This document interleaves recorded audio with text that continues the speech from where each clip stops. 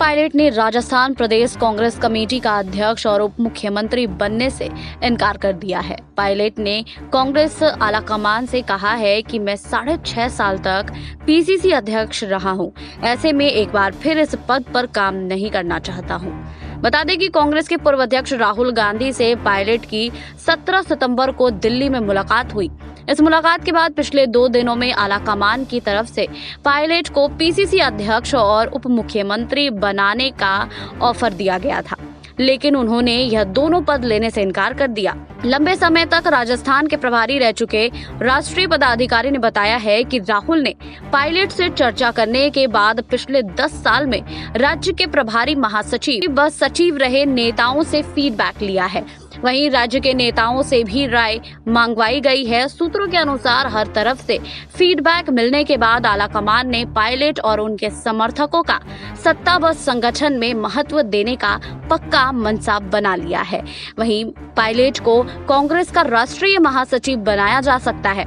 शुक्रवार को भी आलाकमान का इस बारे में पायलट को संदेश मिला, लेकिन उन्होंने 2 साल बाद होने वाले विधानसभा चुनाव तक राज्य में ही सक्रिय रहने की बात कही है।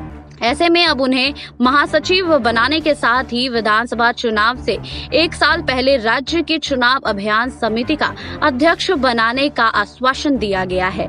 बता दें कि कांग्रेस आलाकमान मुख्यमंत्री अशोक गहलोत को नाराज नहीं करना चाहता है। पिछले 4 दशक से गहलोत की गांधी परिवार से निकटता को देखते हुए कांग्रेस अध्यक्ष सोनिया गांधी उन्हें नाराज नहीं करना चाहती हैं।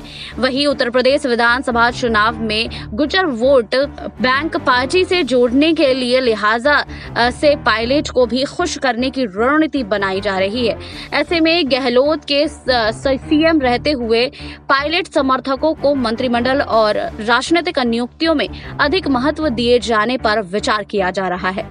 सूत्रों के अनुसार आलाकमान ने गहलोत को भी इस बात से संकेत दे दिए हैं वह अपने खेमे में नेताओं के स्थान पर पायलट समर्थकों को राजनीतिक नियुक्तियों में ज्यादा महत्व दे।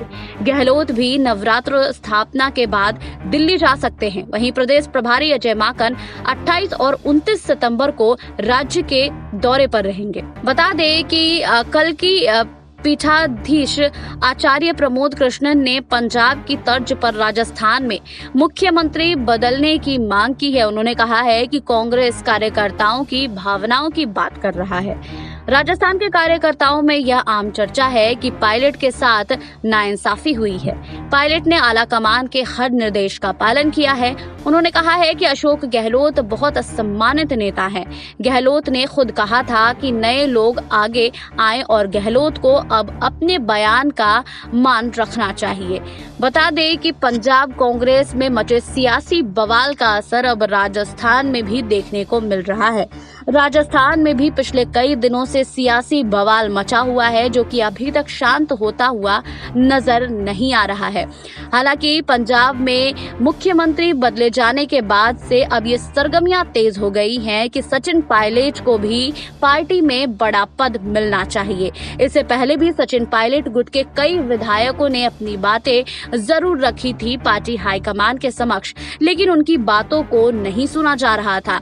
पिछले कई महीनों से उनकी बातों को नजरअंदाज किया जा रहा था।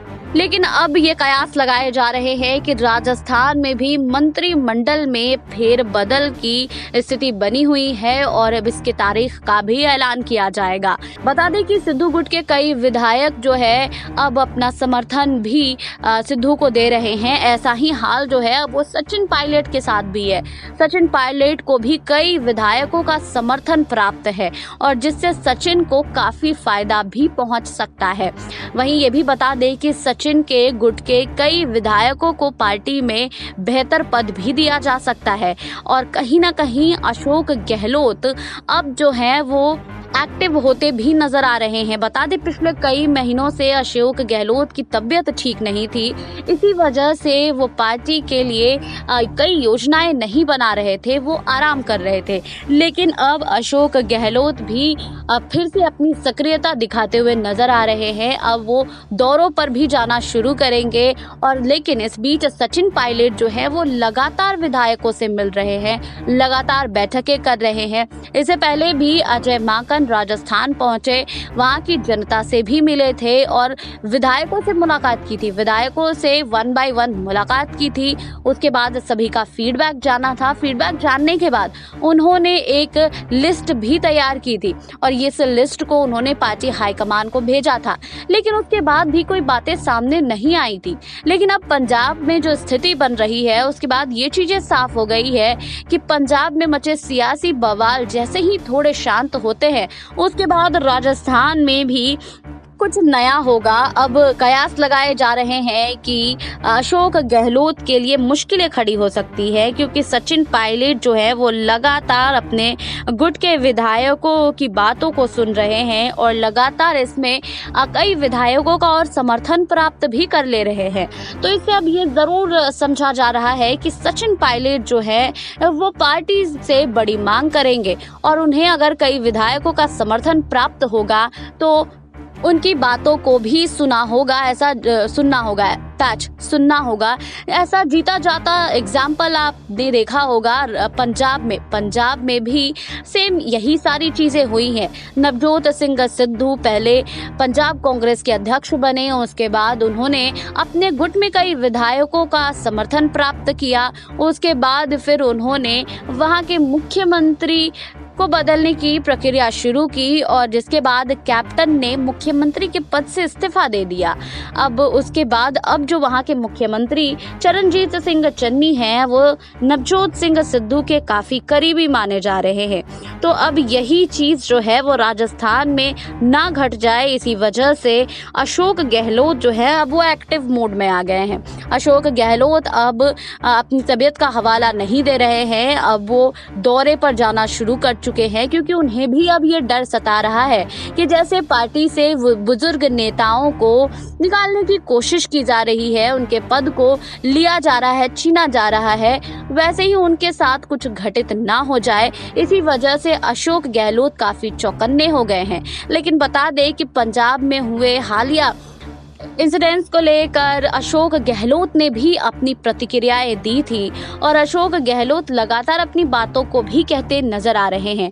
ताज़ा मामला बता दें कि अजय माकन बहुत जल्द राजस्थान पहुंचेंगे और वहां पर फिर से बैठकें भी करेंगे और बैठक में ये सारी चीजें क्लियर हो जाएंगी कि सचिन पायलट की बातों को पार्टी सुनने के लिए तैयार है या फिर नहीं है, या फिर पार्टी राजस्थान में कुछ बदलाव करना चाहती है या नहीं, मंत्रिमंडल फेरबदल को लेकर कुछ बातें होती है या नहीं। ये अजय माकन की बैठक के बाद ही सारी चीजें सामने आएंगी। आपको हमारी ये रिपोर्ट कैसी लगी हमें कमेंट बॉक्स में लिखिए।